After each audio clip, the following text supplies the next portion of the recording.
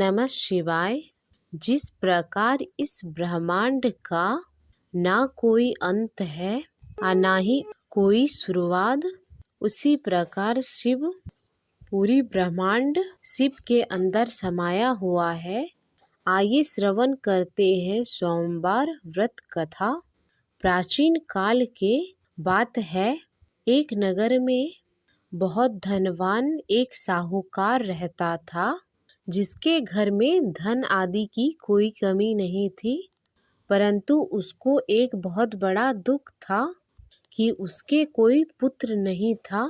वह यही चिंता में दिन रात लगा रहता था।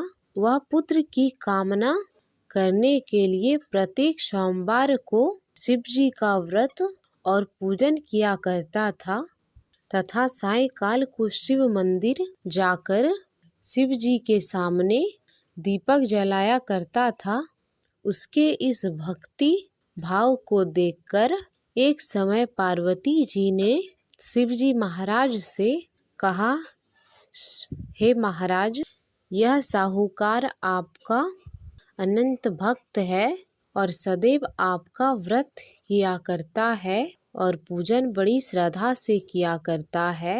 इसकी मनोकामना पूर्ण करनी चाहिए। शिव जी ने कहा, हे पार्वती, यह संसार कर्म क्षेत्र है। जैसे किसान खेत में जैसा बीज बोता है वैसा ही फल काटता है, इस प्रकार इस संसार में जो जैसा कर्म करता है वैसा ही फल भोगते हैं। पार्वती जी ने अत्यंत आग्रह से कहा, महाराज, जब आपका यह इतना बड़ा भक्त है और इसको अगर किसी प्रकार का दुख है तो उसको अवश्य दूर करना चाहिए, क्योंकि आप सदैव अपने भक्तों पर दयालु होते हैं और उनके दुखों को दूर करते हैं। अगर आप इस पर कृपा नहीं करेंगे तो मनुष्य आपकी सेवा तथा व्रत क्यों करेंगे। पार्वती जी का ऐसा आग्रह देख शिवजी महाराज कहने लगे, हे पार्वती, इसके कोई पुत्र नहीं है। इसी चिंता में यह रात दिन दुखी रहता है। इसको पुत्र ना होने पर भी मैं इसे वरदान देता हूँ पुत्र होने का, परंतु यह पुत्र केवल 12 वर्ष ही जीवित रहेगा। इसके पश्चात वह मृत्यु को प्राप्त हो जाएगा। इससे अधिक मैं और कुछ नहीं कर सकता। यह सब बातें साहूकार सुन रहा था। इससे उसको ना तो कुछ प्रसन्नता हुई और ना ही कुछ दुख हुआ। वह पहले जैसा ही शिवजी महाराज का व्रत और पूजन करता रहा। कुछ काल व्यतीत होने पर साहूकार की स्त्री गर्भवती हुई और 10वें महीने में उसके गर्भ से अति सुंदर पुत्र की प्राप्ति हुई। साहूकार के घर में बहुत खुशी मनाई गई, परंतु साहूकार उसकी केवल 12 वर्ष आयु जानकर अधिक प्रसन्नता प्रकट नहीं की और ना किसी को भेद बताया। जब वह बालक 11 वर्ष का हो गया तो उसके माता ने उस बालक के उसके पिता से शादी के लिए कहा, तो वह साहूकार कहने लगा, अभी मैं इसका विवाह नहीं करूँगा, अपने पुत्र को काशी पढ़ने के लिए भेजूँगा। फिर साहूकार अपने साले अर्थात बालक के मामा को बुलाकर उसको बहुत सारा धन देकर कहा, तुम मेरे बालक को काशी पढ़ने ले जाओ। रास्ते पर जिस स्थान पर भी जाओ, यज्ञ तथा ब्राह्मणों को भोजन कराओ जाओ। वह दोनों मामा भांजे ऐसे ही करते, ब्राह्मणों को भोजन कराते जाते। रास्ते में उसको एक शहर पड़ा। उस शहर में राजा की कन्या विवाह हो रहा था। दूसरे राजा का लड़का जो विवाह करने के लिए बारात लेकर आया था, वह एक आंख से काना था। उसके माता पिता को यह बात को लेकर चिंता थी कि कहीं वर को देखकर कन्या के माता पिता विवाह में किसी प्रकार की अड़चन पैदा न कर दे। इस कारण जब उसने अति सुंदर सेठ के लड़के को देखा तो मन में विचार किया, क्यों ना दरवाजे के समय इस लड़के को वर का काम चलाया जाए। ऐसा विचार कर वर के पिता ने उस लड़के तथा मामा से बात की तो वह राजी हो गए। फिर उस लड़के को वर के कपड़े पहना दिए गए तथा घोड़ी पर चढ़ाकर दरवाजे पर ले गए और सभी कार्य प्रसन्नता से पूर्ण हो गया। तब वर के पिता ने सोचा, क्यों ना विवाह इसी लड़के से करा दिया जाए तो क्या बुराई है। ऐसा विचार कर उसके मामा से कहा, अगर आप फेरों का काम, कन्यादान का काम भी करा दें तो आपकी बड़ी कृपा होगी और मैं इसके बदले में आपको बहुत कुछ धन दूंगा। तो उन्होंने स्वीकार कर लिया और विवाह कार्य भी बहुत अच्छी तरह से संपन्न हो गया।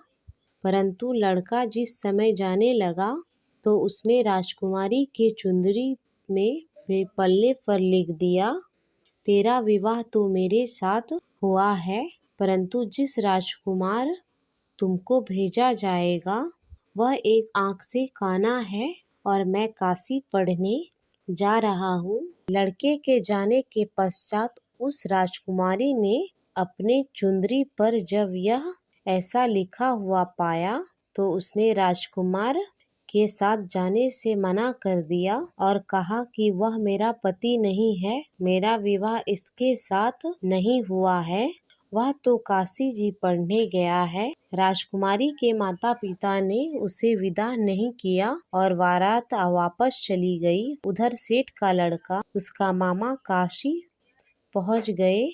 वहां जाकर उन्होंने यज्ञ करना और लड़के ने पढ़ना शुरू कर दिया।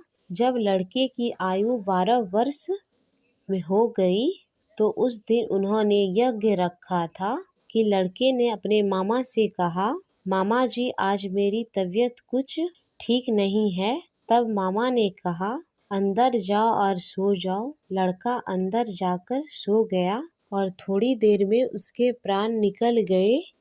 जब उसके मामा ने आकर देखा कि वह मुर्दा पड़ा है, उसको बड़ा दुख हुआ और उसने सोचा, अगर मैं अभी रोना पीटना शुरू कर दूंगा तो उसके यज्ञ का कार्य अधूरा रह जाएगा। अतः उसने यज्ञ जल्दी से कार्य समाप्त कर ब्राह्मणों के जाने के बाद रोना पीटना आरंभ किया। संयोगवश उसी समय शिव जी और पार्वती जी उधर से जा रहे थे। जब उन्होंने जोर जोर से रोने की आवाज़ सुनी तो पार्वती जी कहने लगी कि महाराज कोई दुखिया रो रहा है, उसके कष्ट को दूर कीजिए। जब से शिव पार्वती पास जाकर देखा तो वहाँ एक लड़का मुर्दा पड़ा हुआ था। पार्वती जी कहने लगे, महाराज यह तो वही सेठ का लड़का है जो आपके वरदान से हुआ था। हे महाराज, इस बालक को और आयु दीजिए, नहीं तो इसके माता पिता तड़प तड़प के मर जाएंगे। पार्वती जी के बार बार आग्रह करने पर शिव जी ने उसको जीवन वरदान दिया और शिव जी की महाराज की कृपा से लड़का जीवित हो गया। शिव जी और पार्वती जी कैलाश पर्वत पर चले गए। तब वह लड़का और मामा उस प्रकार यज्ञ करते तथा ब्राह्मणों को भोजन कराते अपने घर की ओर चल पड़े। रास्ते में उसी शहर आए जहाँ उसका विवाह हुआ था। वहाँ पर आकर उन्होंने यज्ञ आरंभ कर दिया तो उस लड़के के ससुर ने उसे पहचान लिया और अपने महल में ले गया और अपनी बेटी को विदा किया और बहुत सा धन देकर और दासी सिपाही को उसके साथ भेज दिया। अपनी बेटी और जमाई को विदा किया। जब वह अपने शहर की ओर निकट आए, मामा ने कहा, मैं तुम्हारे पहले घर जाकर खबर कर आता हूँ। जब उस लड़के का मामा घर पहुँचा तो लड़के के माता पिता घर की छत पर बैठे हुए थे और यह प्रण कर रखा था, अगर हमारा पुत्र सकुशल वापस लौट आया तो हम राजी खुशी नीचे आ जाएंगे, नहीं तो छत से गिरकर अपने प्राण खो देंगे। इतने में उस लड़के के यह समाचार दिया मामा ने, आपका पुत्र आ गया है। तो उनको विश्वास नहीं हुआ। तब उसके मामा ने शपथ पूर्वक कहा, अपने आप का पुत्र अपनी स्त्री बहुत सारा धन लेकर आया है। तो सेठ ने आनंद के साथ उसका स्वागत किया और बड़ी प्रसन्नता के साथ रहने लगे। इसी प्रकार जो भी मनुष्य सोमवार के व्रत को धारण करता है अथवा इस कथा को पढ़ता या सुनता है, उसकी समस्त मनोकामनाएं पूर्ण होती है।